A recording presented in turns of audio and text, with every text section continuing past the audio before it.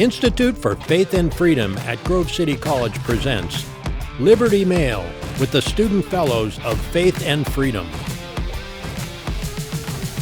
Hello and welcome to Liberty Mail. My name is Grace Riley and I'm here on the ground at CPAC with the Institute for Faith and Freedom. I'm so happy to be here. It's been a good experience here the past 2 days that we've been attending. And along with me, there are a few other fellows on the ground who will post their own analysis, I believe, on Checkpoint, so you can be looking for that. And also, we have some staff here from the Institute for Faith and Freedom, so it's been fun to be able to come down. I am alone here, though, as far as the Liberty Mail team. Katie's not with us, so it'll just be me today in this nice hotel room makeshift studio. So I apologize for the quality considering that. But this is my fourth CPAC, so I have an ability to kind of draw back and look at what's changed or what's the same about the past few years. And also I'm going to give you just some perspective on, I think, the really big takeaway here that's good. So please be waiting for that and keep watching. But just to start, I was surprised getting here because I had thought this CPAC would be a lot busier than past ones since it's an election year. So, which would have made sense, but from what I noticed on Thursday getting here, it seemed like there were not as many people as normal, but today though, it seemed like there were more, so it seems now like there's more people. Today the room was full when I walked in, so it seems like there are a good amount of people here. It does still seem like maybe less than last year, which I'm not sure the reason for that. I haven't been here long enough or been able to investigate that or analyze it further. I'm sure other reporters have thoughts on it and have said things, but not sure the reason, but it does seem like less people. But even with that considered, I think the main takeaway is that of the people here, they're here because they want to preserve American values and care, and that gives me hope. So at CPAC, there are a few kinds of people that come. One of the kinds of people are people who come for work, who are involved in politics, work in politics, myself included, being here with the Institute for Faith and Freedom. So you have a lot of these political types who are giving analysis from that perspective, who kind of know the inner workings of the conservative movement politically and whatnot. But also, you have everyday Americans, right? So just Americans that are coming because they care about the future of America. They want to stand firmly in preserving American values, and they want to learn more about how they can do that, and they want to be in a place where they're with like-minded people and where they can hear speakers and learn from them. And I think that's the thing that we should be focused on. The reason being, of course, there may be criticisms of CPAC, and that's fine, and other conservatives also would criticize CPAC. Probably the other fellows here will have their own opinions, which again you can find probably at Checkpoint's website, so be looking for that.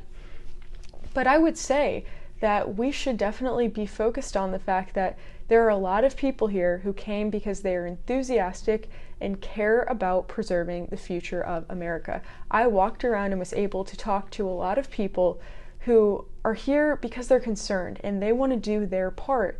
And they want to be involved. They want to be standing up and standing firmly. And a lot of people here were just excited to hear from the speakers, to be able to learn more, to meet some people that they look up to or watch in politics, whatever it may be.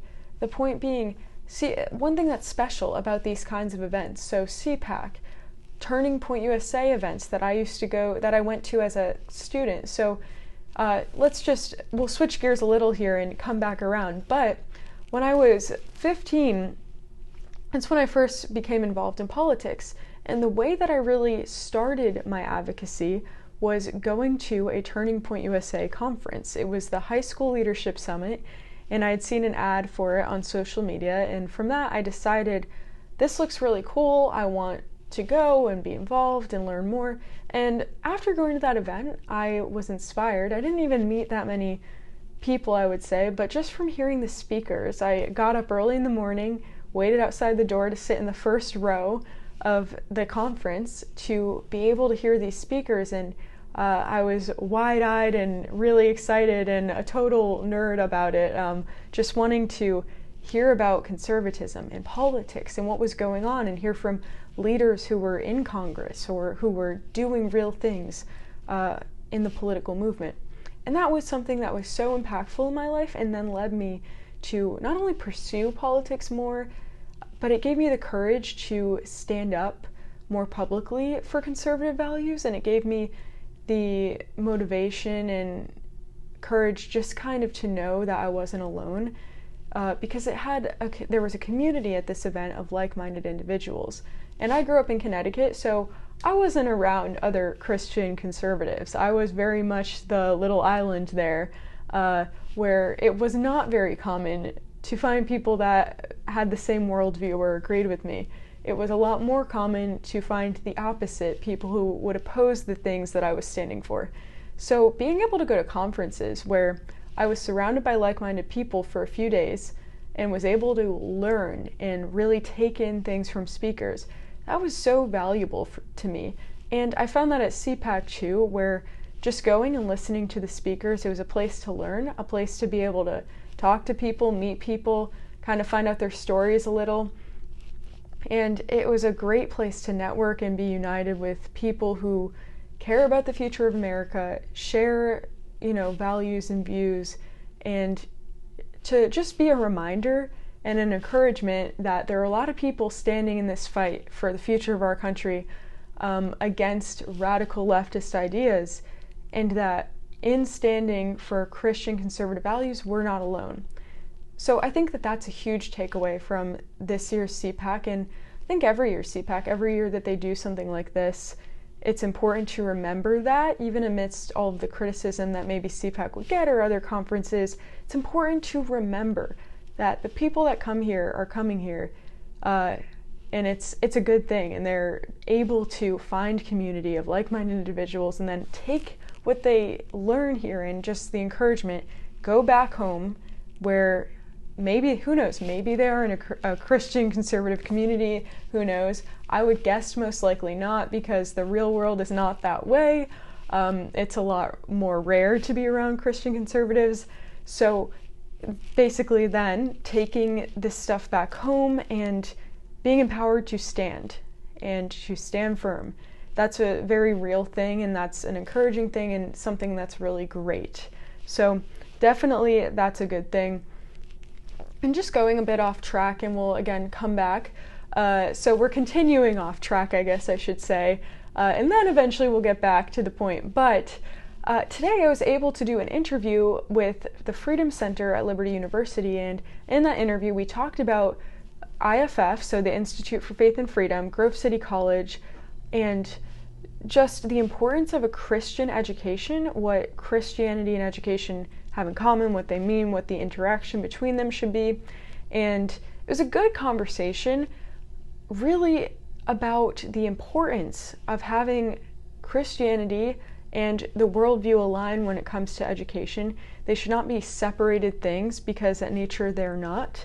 And even schools that claim to be non-biased or non-religious, they're worshiping something, and I think it's been proven that that's not true. Schools are not non-biased. They're leaning heavily to the left, and they're adamantly opposed to Christianity. They're not neutral about it. They are adamantly against it. And that is really important and has profound impacts, and we can see that. Just a little side note example would be the fact that new statistics are showing that 60 to 70%, so this is a few different studies that all found between 60 and 70% of people are leaving the church when they graduate high school. So when they're making that transition from being with their parents or families and going to church, going off on their own to college, a lot of people are leaving the church, young people. And along with that, as we discussed on a previous Liberty Mail episode, there are record numbers of Americans now who are identifying as religiously unaffiliated. So combine those two things, and that's a tangible way to see this problem. Now, there are a lot of other ways to analyze the problems in our culture and in our country, especially in the way of faith and a lack of it. But again, the importance of a Christian education really can't be overstated, and my experience at Grove City has been so transformative. It's helped me to become the person that I am today, where it's given me an environment to grow and to grow comfortably, where I've been surrounded by a wonderful community of people that lift me up and people who want to help me grow. And that's the experience of, I would hope, all other Grove City students. I'm sure not all, but most, where it's a place where, again, you're surrounded by great people who are helping you be better and just coming alongside you in the faith, which is really, really special and great and can't be found a lot of other places. So that's important, along with the way that it then pairs with knowledge, because the way that Grove City does their academics too, where they require Western civilization and Christianity and civilization, things like that, have really helped me to grow my knowledge base. Being able to study under professors like Dr. Truman, Dr. Carl Truman, Dr. Paul Kengor, Dr. Jason Edwards, and more. There are far more, but the point being, the professors really do take their job seriously and they care to get to know the students. And it's really just been a great experience that I've reflected a lot on recently because my graduation's approaching. So I've been thinking a lot about how Grove City is really, how it's impacted me and what lessons I can take from my time here. And again, just reflecting on what it's been being there the past few years as I look to the future. So I'm really, really grateful. And I hope that that serves as an encouragement to people. So if you know young people in your lives, whether that be a grandchild or just a child, friend, sibling, niece, nephew, whatever it may be, encourage them to look at Christian schools if they're going to go to college. And I don't think college needs to be the decision for everyone, but if that is a decision that someone's going to make, it should be a priority that that school is going to align with values in the sense of building up a foundation, right? Because yes, you could go to a school where it's not going to align with your values at all, and that can grow a person in a lot of ways.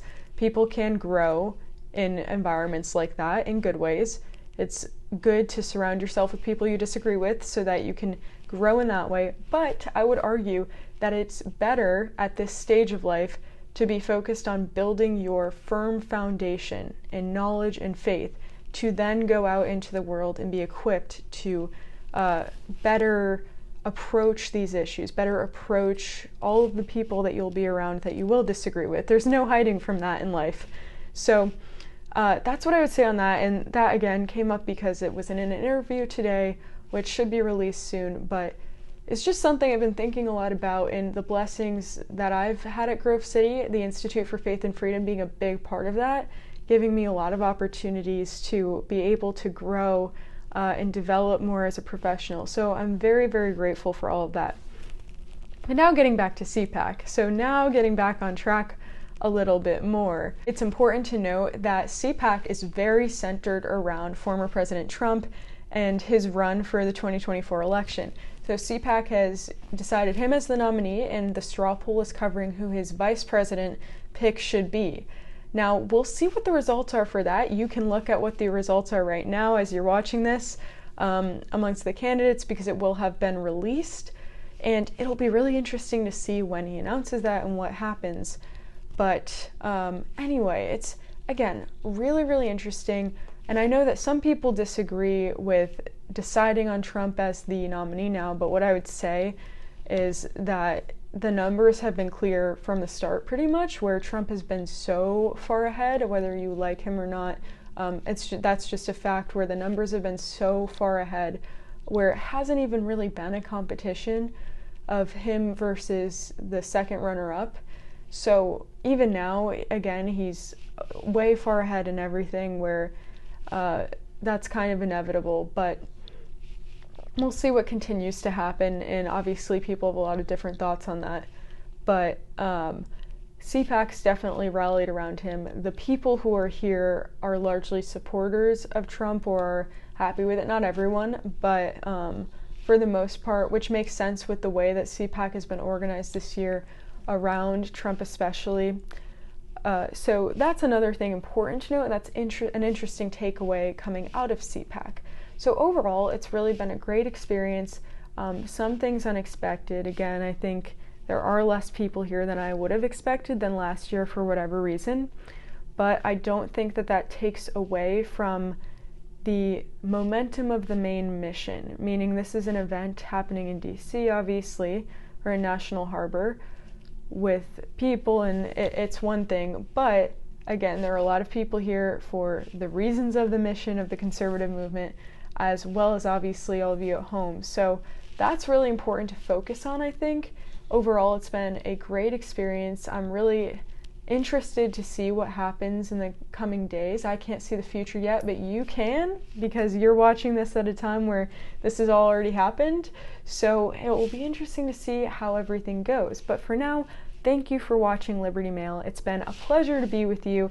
I hope you enjoy the rest of your day, and please remember to like and subscribe to stay up to date with the latest episodes. And come back next week. We'll be in the studio, and we will see you then.